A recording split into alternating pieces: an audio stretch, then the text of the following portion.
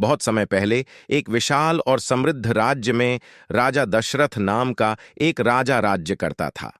वे अपनी बुद्धिमानी, न्यायप्रियता और वीरता के लिए प्रसिद्ध थे। उनकी प्रजा उनसे बहुत प्रेम करती थी।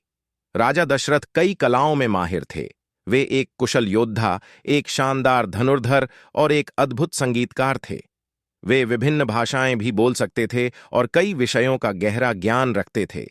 एक दिन पड़ोसी राज्य के राजा ने युद्ध की घोषणा कर दी। राजा दशरथ ने अपनी सेना इकट्ठी की और युद्ध के लिए तैयार हो गए। दोनों सेनाएं युद्ध क्षेत्र में आमने सामने आ गईं। युद्ध भयंकर था, लेकिन राजा दशरथ ने अपनी वीरता और रणनीति से दुश्मन सेना को हरा दिया। युद्ध के बाद राजा दशरथ विजयी होकर अपने राज्य लौट आए। उनकी प्रजा ने उनका भव्य स्वागत किया और उनके साहस और कौशल की प्रशंसा की। राजा दशरथ ने युद्ध में मारे गए सैनिकों के परिवारों की सहायता की और घायलों का इलाज करवाया। उन्होंने युद्ध में हुए नुकसान की भरपाई भी की। कुछ समय बाद एक भयंकर तूफान ने राज्य को तबाह कर दिया। फसलें नष्ट हो गईं, घरों को नुकसान पहुंचा और कई लोग मारे गए। राजा दशरथ ने तुरंत राहत कार्य शुरू करवाए।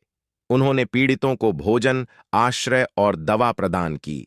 उन्होंने घरों के पुनर्निर्माण में भी मदद की। राजा दशरथ की प्रजा उनकी दयालुता और करुणा से बहुत प्रभावित थी। उन्होंने उन्हें एक सच्चा राजा माना।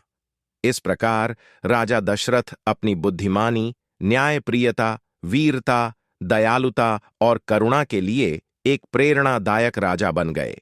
उनकी कहानी आज भी लोगों को प्रेरित करती है।